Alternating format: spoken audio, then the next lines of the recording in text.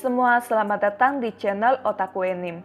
Kali ini Mimin akan membahas light novel lain yang berjudul Kage no Jisurokusa ni Naritakute, atau dalam bahasa Inggrisnya diartikan sebagai The Emination in Shadow.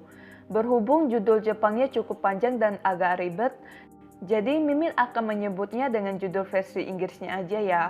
Karena banyak yang request, Min tolong bahas tentang anime yang satu ini dong. Jadi Mimin memutuskan untuk membuat pembahasannya.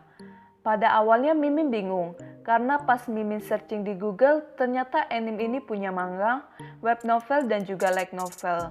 Tapi akhirnya Mimin memutuskan untuk membahas web novelnya, karena Mimin sendiri belum dapat versi light novelnya. Main karakternya sendiri hampir mirip dengan karakter Ayano Koji Kiyotaka di Classroom of the Elite yang menyembunyikan kekuatan mereka. Tapi berhubung Mimin belum terlalu mengerti jalan ceritanya, tidak seperti Classroom of the Elite yang memang Mimin ikuti perkembangannya dari awal. Jadi jika terdapat kesalahan dalam pembahasan Mimin, tolong komen di bawah ini. Oke, kita mulai saja pembahasannya. Cerita dimulai dari seorang remaja sekolah menengah atas atau SMA yang mempunyai keinginan menjadi The Emination in Shadow, atau dapat kita artikan sebagai bayangan besar. Seorang pahlawan bagi orang lain yang bersembunyi dalam bayang-bayang. Layaknya karakter-karakter utama di anime atau manga gitu, sembari menjadi orang biasa di masyarakat. Untuk mencapai impiannya menjadi bayangan besar, ia berlatih keras setiap hari. Bahkan ia mempelajari berbagai jenis bela diri seperti karate, kendo, tinju, dan lain sebagainya, yang sekiranya ia butuhkan untuk menjadi kuat. Meski begitu, ia merasa kalau kekuatannya sekarang masih kurang cukup dibanding kekuatan tersembunyi dalam bayang yang digambarkan dalam cerita. Karena seorang bayangan besar tidak mungkin kalah oleh sebuah nuklir. Jadi remaja ini tuh berencana mengalahkan nuklir yang bagi seorang manusia itu sangat mustahil. Remaja ini beranggapan kalau ia ingin memiliki kekuatan dalam bayang, maka ia harus mempunyai kekuatan seperti sihir atau mana. Oleh karena itu, ia memutuskan untuk berlatih lebih keras lagi dibanding sebelumnya. Berbagai latihan ia jalani mulai dari latihan biasa seperti meditasi dengan gaya Buddha atau di bawah air terjun sampai latihan ekstrim atau aneh seperti melepas semua pakaian miliknya dan membenturkan kepalanya di pohon. Akibat latihannya ini, ia mengalami geger otak. Jadi ia berhalusinasi dan begitu ia menemukan secercah cahaya, ia mengira itu adalah sihir, dan ternyata cahaya itu bukanlah sihir, melainkan cahaya yang berasal dari lampu truk. Alhasil, sang karakter utama kita langsung tertabrak truk, dan seperti anime-anime isekai lainnya, sang karakter utama berpindah ke dunia lain. Ketika sadar, ia menyadari bahwa sekelilingnya sudah dipenuhi dengan sihir. Ternyata ia bereinkarnasi menjadi seorang bayi berusia beberapa bulan yang diberi nama Chit Kageno. Rupanya Chit terlahir di keluarga bangsawan pada era pertengahan Eropa. Walaupun terlahir dalam kalangan bangsawan, ia tetap diperlakukan layaknya anak biasa. Di sini meskipun sudah bereinkarnasi, ia masih mengingat dengan jelas kehidupannya sebelumnya. Tak terasa 10 tahun berlalu sejak Chit bereinkarnasi. Di dunia yang ditempati Chit saat ini dipenuhi dengan kekuatan magic. Jadi tidak mengherankan kalau orang-orang di sini bisa dengan mudah menghancurkan batu hanya dengan menggunakan tangan atau melompat lebih tinggi dari rumah. Chit sangat senang hidup di dunia itu karena akhirnya ia bisa mendapatkan sihir yang selama ini ia cari. Tapi obsesinya untuk mengalahkan nuklir tidak berubah dan malah kian membara. Chit berpikir kalau kekuatan sihir dan fisik yang kuat yang ia miliki saat ini dinilai masih kurang untuk mengalahkan nuklir. Jadi ia berlatih lebih keras lagi.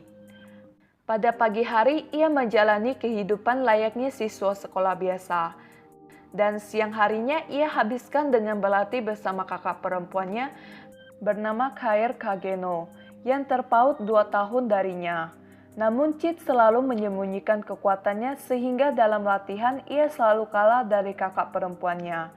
Karena Chit tidak punya banyak waktu luang, ia memutuskan untuk menjalani pelatihan pribadinya pada malam hari setelah semua orang tidur.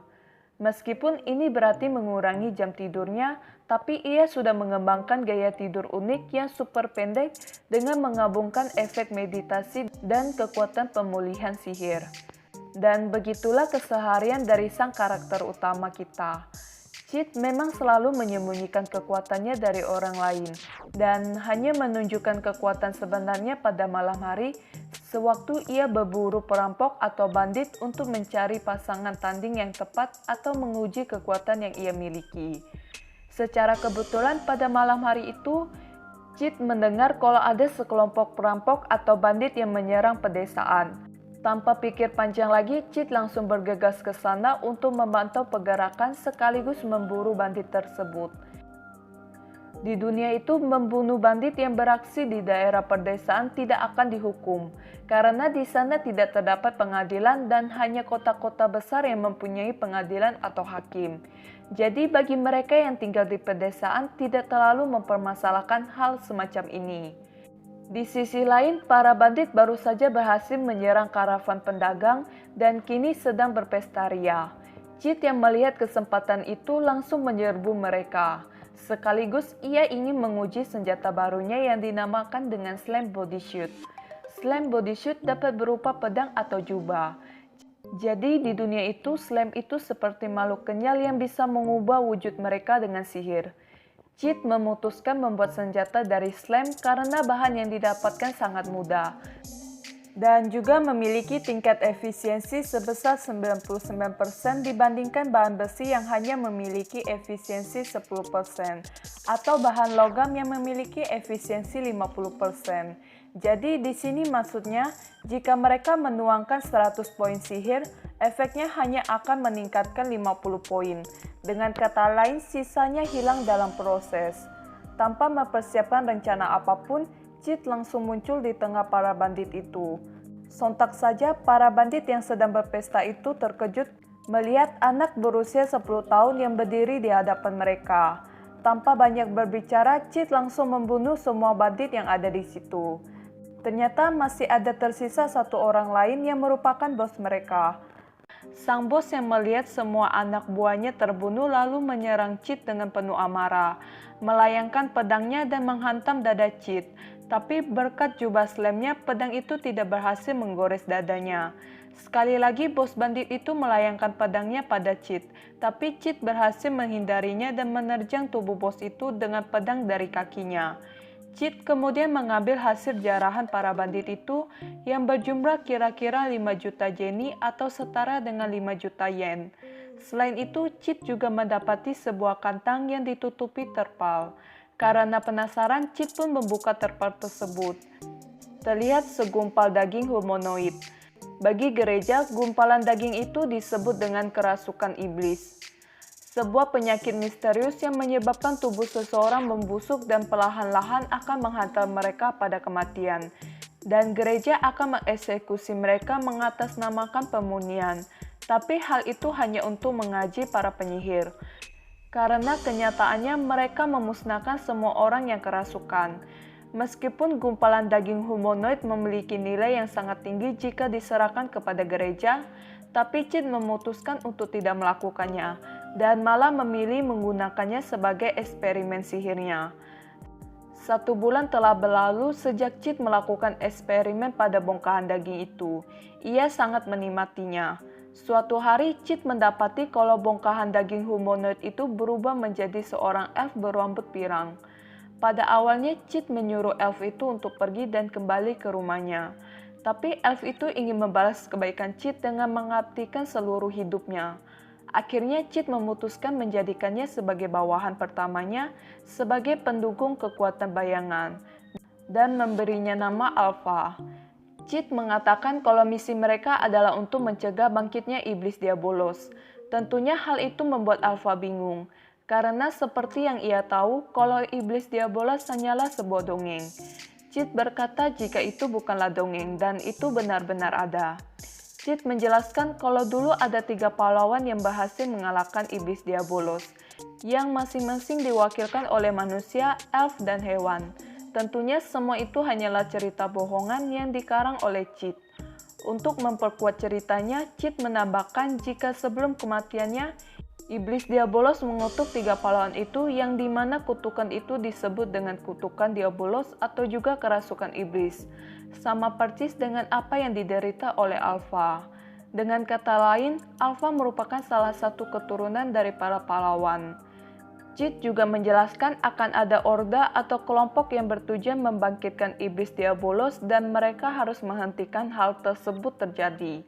Oleh karena itu, Cid mengajak Alpha untuk membentuk sebuah orda atau kelompok yang dinamakan dengan Shadow Garden, dan mereka harus mencari keturunan para pahlawan lainnya. Alpha yang mendengar itu mengangguk tanda mengerti dan bersedia mempertaruhkan nyawanya demi mencegah kebangkitan iblis Diabolos. Cid tidak menyangka elf itu dengan mudahnya mempercayai perkataannya. Sepertinya elf itu sangat mudah ditipu. Dan begitulah orda atau kelompok Shadow Garden terbentuk. Oke guys, pembahasan The Emination in Shadow sampai di sini dulu.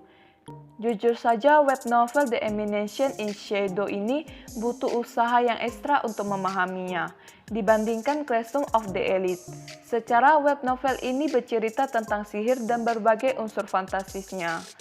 Alasan Mimin lebih memilih membahas dari awal dibandingkan melanjutkan manganya karena biar Mimin bisa lebih mengerti detail dari cerita ini seiring berjalannya pembahasan. Dan sampai jumpa lagi pada pembahasan selanjutnya.